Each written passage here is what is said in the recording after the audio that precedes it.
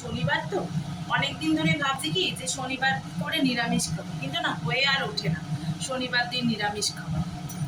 Finally আজকে ঠিক করলাম যে এই শনিবার থেকে আমরা নিরামিষ খাওয়া শুরু করবোই।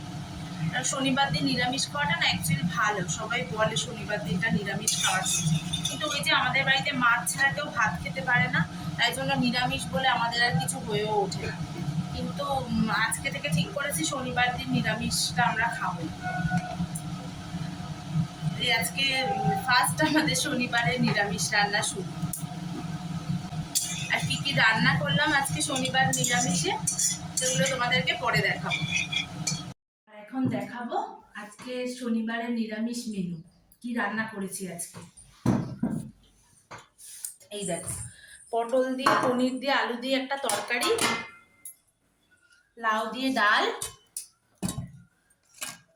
উচ্ছে কুমড়ো ভাজা আর বেগুন ভাজা, আর আমের চাটনি।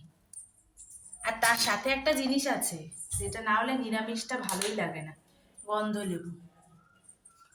মেনুটা কেমন লাগলো অবশ্যই কমেন্ট করে জানিও।